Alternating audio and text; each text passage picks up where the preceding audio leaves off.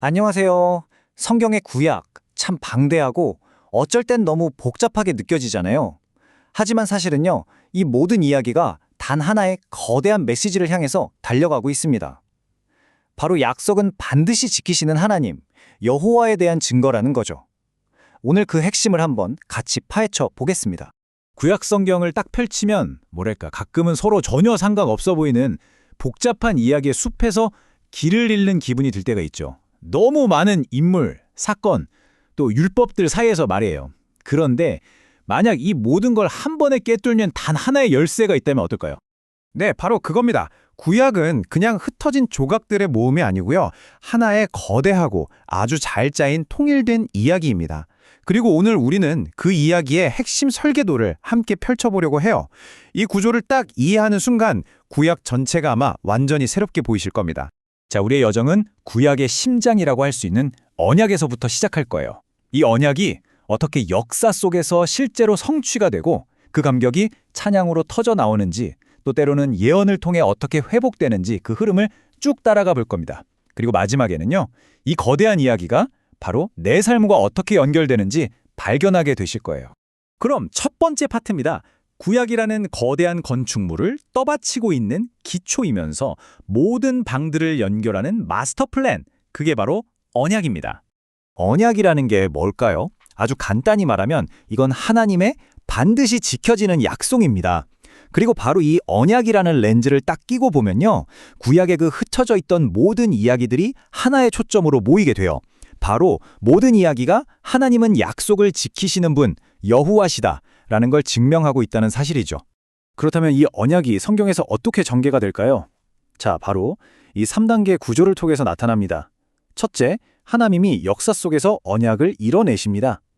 둘째, 그걸 경험한 백성들이 찬양으로 뜨겁게 응답하죠. 셋째, 백성이 그 언약을 배반했을 때 하나님은 예언을 통해서 그들을 다시 회복시키십니다. 이 흐름이 구약 전체를 떠받치는 논리적인 뼈대라고 할 수 있습니다. 자, 그럼 이제 그 첫 번째 단계, 역사서로 한번 들어가 보겠습니다. 창세기부터 에스더까지의 책들은요, 하나님께서 당신의 약속을 말로만 하시는 게 아니라 실제로 어떻게 이루시는지를 아주 생생하게 보여주는 현장 기록과도 같아요. 여기서 핵심은 바로 이거예요. 역사서는 그냥 옛날 위인전이나 도덕 교과서가 아닙니다. 이 책들의 목적은 딱 하나, 하나님께서 나는 약속을 지키는 여호와다 라고 하신 그 말씀을 역사적인 사건을 통해서 확증하는 거예요. 그러니까 모든 사건은 하나님의 신실하심을 보여주는 일종의 증거 자료인 셈이죠. 그 약속들이 구체적으로 뭐였을까요? 대표적으로 하나님은 아브라함에게 하늘의 별처럼 수많은 자손을 약속하셨고 그들에게는 적과 꿀이 흐르는 땅을 주겠다고 하셨죠.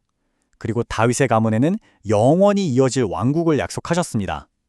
역사서는 바로 이 거대한 약속들이 수많은 인간의 실패와 배신 속에서도 얼마나 끈질기고 신실하게 이루어지는지를 보여주는 생생한 드라마입니다. 만약에 우리가 이 언약 성취라는 큰 그림을 보지 못하면 어떻게 될까요? 우리는 다윗이나 아브라함 같은 인물들을 보면서 아, 나도 저렇게 살아야지 하는 그냥 본받아야 할 도덕적 모델로만 보게 됩니다. 하지만 진짜 주인공은 그들이 아니에요. 그들을 통해 당신의 약속을 기억고 이루시는 하나님이십니다. 이 관점을 놓치면 이 이야기의 진짜 영광을 놓치게 되는 거죠. 자, 이제 두 번째 단계로 넘어가 볼게요. 언약을 성취하시는 그 신실하신 하나님을 직접 경험한 사람들은 과연 어떻게 반응할까요? 그 가장 자연스러운 반응이 바로 찬양이고요.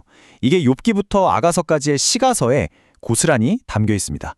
한번 상상해 보세요.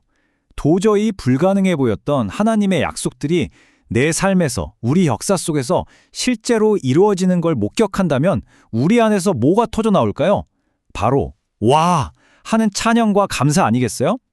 시가서는 바로 이 감격스러운 반응을 담은 노래책인 동시에 거룩한 삶이 도대체 어디서부터 시작되는지를 보여주는 청사진과도 같습니다.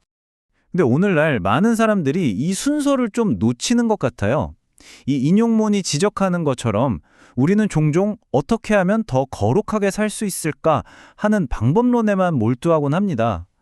기도를 어떻게 더 잘할까, 성경을 어떻게 더 많이 읽을까 하는 어떤 기술적인 부분에 갇히는 거죠. 하지만 성경이 보여주는 원리는 이게 아닙니다. 거룩한 삶은요, 나의 노력이나 어떤 방법으로 만들어내는 게 아니에요. 내 삶 속에서 언약을 이루신 하나님을 보고 그 은혜에 대한 감사와 기쁨이 내 안에서 막 샘솟을 때 자연스럽게 흘러나오는 결과물이라는 겁니다. 찬양이 먼저고 거룩한 삶은 그 뒤를 따르는 거죠. 자, 드디어 마지막 세 번째 단계 예언입니다. 이사야부터 말라기까지의 선지서는요, 백성들이 언약을 배반했을 때 하나님께서 어떻게 일하시는지를 보여주는데요. 이게 그냥 무서운 심판의 이야기가 아니라 무너뜨림을 통해서 다시 세우시는 정말 놀라운 은혜의 사역입니다. 선지서를 보면요, 아주 명확한 패턴이 반복돼요. 하나님이 모세를 통해 언약을 주셨지만 백성들은 결국 배반하고 우상을 숭배하죠. 그 결과로 그들은 이방 나라에 흩어지는 징계를 받습니다. 하지만 이야기는 여기서 끝나지 않아요. 하나님은 당신의 언약에 따라 때가 되면 그들을 다시 신실하게 회복시키십니다. 이게 바로 선지자들이 말하는 때리시고 다시 싸매시는 하나님의 사역이죠. 여기서 정말 중요한 점은 이 징계가 결코 아무렇게나 내리는 벌이 아니라는 거예요. 오히려 그것은 은혜를 너무 당연하게 여기던 백성을 흔들어서 깨우고 그들을 다시 거룩하게 빚으시려는 하나님의 목적 있는 사랑이라는 거죠. 마치 깨진 그릇을 더 아름답게 붙여서 사용하듯 무너뜨림을 통해서 잊고 있던 은혜를 다시 기억하게 하시는 겁니다. 자, 그렇다면 이 수천 년 전의 구조가 오늘을 살고 있는 우리에게 도대체 무슨 의미가 있을까요? 이제 이 모든 것을 종합해서 우리 자신의 삶에 한번 적용해 보겠습니다. 우리 앞에는 두 가지 삶의 방식이 놓여 있습니다. 왼쪽은 내 노력으로 거룩해지려는 삶이에요. 늘 방법에 집중하고 규칙을 지키려 애쓰지만 결국 투쟁과 실패로 끝나기 쉽죠. 하지만 오른쪽은 바로 구약이 보여주는 삶의 방식입니다. 내 삶에 일하신 하나님의 은혜를 먼저 발견하고 거기서부터 찬양과 감사가 흘러나와요. 그래서 내 삶 자체가 하나님의 신실하심을 증거하는 이야기가 되는 겁니다. 결국 이 모든 것을 통해 우리가 깨닫는 최종 결론은 이것입니다. 거룩한 삶의 목적은요, 내가 더 나은 사람이 돼서 도덕적으로 완벽해지는 게 아니에요. 진짜 목적은 내 삶을 통해 하나님은 정말 약속을 지키시는 분, 여호와이십니다. 라는 사실을 똑똑히 보여주는 살아있는 증거가 되는 겁니다. 구약 전체가 그랬던 것처럼요. 그래서 오늘 이 긴 이야기는 결국 하나의 질문으로 모아집니다. 여러분의 삶은 지금 무엇을 증명하고 있나요? 내가 이렇게 노력했다는 나의 의지와 노력을 보여주는 자서전입니까? 아니면 내 삶 속에서 약속을 이루시는 그 하나님의 신실하심을 보여주는 간증입니까? 여러분 삶이라는 그 책의 진짜 저자는 누구인가요?